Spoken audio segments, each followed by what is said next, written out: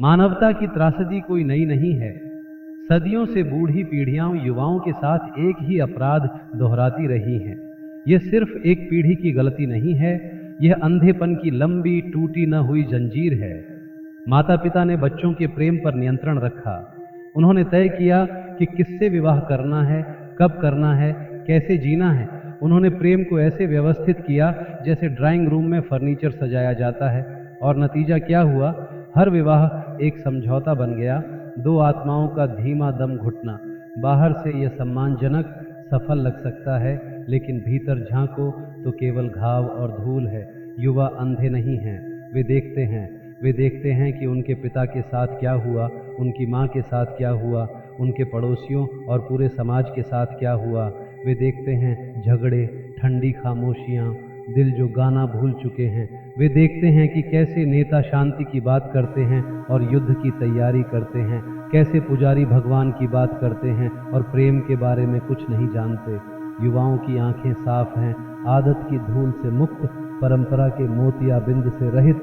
वे अभी पूरी तरह सम्मोहित नहीं हुए हैं। वे नकलीपन को तुरंत पहचान लेते हैं और यह स्पष्टता बुजुर्गों के लिए खतरनाक है, क्योंकि यह उनके झूठ को उजागर कर देती है। इसलिए बुजुर्ग पूरी कोशिश करते हैं कि युवाओं की आंखों में भी वही धूल भर दी जाए, धर्म, राष्ट्रवाद, आज्ञाकारिता, भय। लेकिन सच फिर भी कहीं न कहीं से रिस ही जाता है। द्वितीय विश्व युद्ध के बाद पूरी धरती पर एक साया छा गया।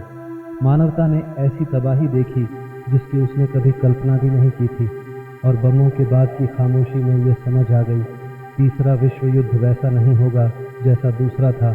तीसरा विश्व युद्ध आखिरी होगा। अल्बर्ट आइंस्टीन से एक बार इसके बारे में पूछा गया। उन्होंने कहा, मैं तीसरे युद्ध के बारे में कुछ नहीं कह सकता, लेकिन चौथे के बारे में कह सकता हूँ। वह लकड़ियों और पत्थरों से लड़ा जाएगा। क्यों? क्योंकि तीसरा युद्ध सब कुछ मिटा देगा, शहर, भाषाएं, सभ्यताएं, सपने। युवा यह जानते हैं, वे मूर्ख नहीं हैं। वे महसूस करते हैं कि बुजुर्ग पहले ही खत्म हो चुके हैं, रट रटाकर रस्में निभाते हैं, मरे हुए धर्मों की रक्षा करते हैं, ऐसे तंत्र की सेवा करते हैं जो भीतर से सड़ चुका है।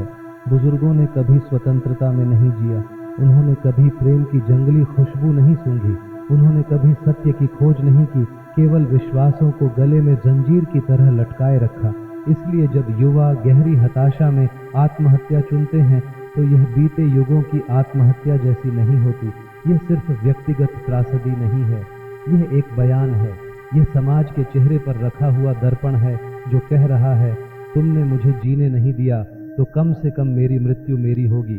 मैं तुम्हारे युद्धों, तुम्हारी राजनीति, तुम्हारे रोनाल्ड रीगनों के समय पर नहीं मरूंगा। मैं अपने फैसले से मरूंगा और इसी एक क्षण में मैं स्वतंत्र हो जाऊंगा। हाँ, उनका यह कदम विनाशकारी है। हाँ, यह एक अनखिले जीवन की बर्बादी है। लेकिन गहराई से देखो, यह एक विरोध भी है। यह कहता है, तुम हमें असफल कर चुके हो, तुम्हारी राजनीति असफल है, तुम्हारा धर्म असफल है, तुम्हारी शिक्षा असफल है, तुमने हमें एक मरती हुई धरती दी और फिर भी प्रगति की बातें करते हो। लेकिन मैं युवाओं से कहता हूँ, इतनी जल्दी मत करो, जीवन अभी भी संभव है। इस कुरूपता के बीच भी मेरे लोगों को देखो, वे उसी दुनिया में रहते हैं जिसमें तुम रहते हो, लेकिन उन्होंने तय किया है कि वे दुनिया को उन्हें जहरीला नहीं करने देंगे। उन्होंने समाज के मृत बोझ को नजरअंदाज किया है, उन्होंने संगठित धर्म के शवों से मुंह मोड़ लिया है। समझो, हर धर्म अपने गुरु के साथ मर जाता है। जो सुगंध बुद्ध के साथ खिला, वह बुद्ध के शरीर छोड़ने के साथ समाप्त हो गई। जो गीत लाओ तजू के साथ उठा, वह लाओ तजू के साथ विलीन हो गया। जो नृत्य मीरा के साथ था, वह मीरा के साथ थम गया। अब केवल शव बचे हैं, ग्रंथ, मंदिर, रस्में, और इन शवों के चारों ओर पुजारी इकट्ठा है अपनी सत्ता बचाने के लिए। उनसे लड़ाई में अपनी ऊर्जा क्यों बर्बाद करो? मृतकों को दफनाने दो, दूर हो जाओ। अपना जीवन, अपना गीत, अपना सत्य स्वयं रचो। राजनेता भी मर चुके हैं। द्वितीय विश्व युद्ध उनके लिए अंतिम मानवीय सांस थी। उसके बाद से वे केवल विनाश की मशीनें बन गए हैं जो अंतिम सर्वनाश की ओर बढ़ रही हैं। तुम युवा उनके आत्महत्या के समझौते को पूरा करने के लिए यहाँ नहीं हो, तुम यहाँ स्वयं को खोजने के लिए हो। अगर तुम्हें विद्रोह करना है तो सृजनात्मक रूप से करो, उनके खेलों का हिस्सा बनने से इनकार करो, उनके युद्धों में सैनिक बनने से इनकार करो, उनके बाजारों में उपभोक्ता बनने से इनकार करो, उनके मृत देवताओं में आस्थावान बनने से इनकार करो, लेकिन जीवन से इनकार मत करो। आत्महत्या यह घोषणा है कि तुमने खालीपन देख लिया है, लेकिन यह अधूरी घोषणा है।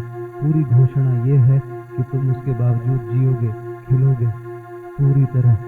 विद्रोही ढंग से आनंद में जीना, भले ही चारों ओर की दुनिया ढह रही हो, यही तुम्हारी असली जीत होगी, क्योंकि जीवन तुम्हें समाज ने नहीं दिया है। यह तुम्हारे माता पिता, तुम्हारे देश, तुम्हारे धर्म का उपहार नहीं है। जीवन तुम्हारा जन्मसिद्ध अधिकार है, तुम्हारा अपना अस्तित्व, और कोई इसे तुमसे छीन नहीं सकता जब तक तुम स्वयं इसे सौंप न दो। इसलिए मैं कहता हूँ, इस दुर्लभ अवसर को बर्बाद मत करो।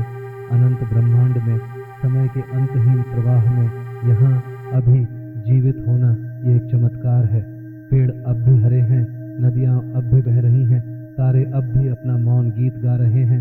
हाँ, नेता पागल हैं, पुजारी अंधे हैं, लेकिन तुम्हारे जीवन का मूल्य वे क्यों तय करें? आत्महत्या दरवाजा हमेशा के लिए बंद कर देती है, जीवन दरवाजा खुला रखता है।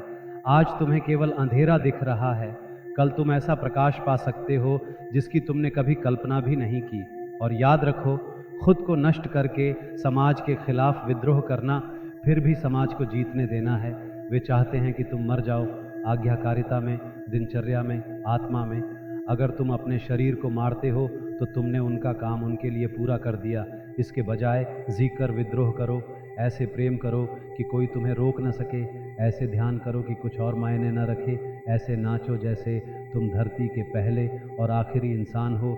ऐसा जीवन रचो जो झूठ और मृतता के लिए एक जीवित अपमान बन जाए। हाँ, तीसरे विश्व युद्ध में दुनिया खत्म हो सकती है, लेकिन इसे तुम्हारे होठों पर गीत के साथ खत्म होने दो, इसे तुम्हारे भीतर प्रेम और हंसी के साथ खत्म होने दो। तब भी अगर मृत्यु आ जाए तो वह तुम्हें विजयी पाए, क्योंकि तुमने अपनी सच्चाई के अनुसार जिया, उनकी झूठ के अनुसार नहीं। जीवन बहुमूल्य है, इसलिए नहीं कि यह हमेशा रहेगा, यह नहीं रहेगा। यह बहुमूल्य है क्योंकि यह तुम्हारा अवसर है खुद को जानने का, उस शाश्वत को छूने का जो अस्थाई के भीतर छिपा है। एक बार जब तुमने उसका स्वाद छक लिया तो कोई युद्ध, कोई नेता, कोई पुजारी इसे तुमसे नहीं छीन सकता। तब चाहे तुम एक दिन और जियो या 50 साल, तुमने पूर्णता में जीवन जिया होगा। इसीलिए युवाओं से मैं कहता हूँ, समाज की सच्चाई देखो, हाँ, उसकी कुरूपता देखो, हाँ, लेकिन वहीं मत रुकना, उससे आगे बढ़ो। अपनी साफ आंखों से अस्तित्व की सुंदरता भी देखो, प्रेम की संभावनाएं देखो, चेतना के अनंत आकाश को देखो। अपना जीवन अपना विरोध बनाओ, अपनी खुशी को अपनी क्रांति बनाओ, और अपनी मृत्यु को जब भी वह स्वाभाविक रूप से आए, इस अंतिम प्रमाण के रूप में आने दो कि तुम कभी उस मरी हुई दुनिया से पराजित नहीं हुए।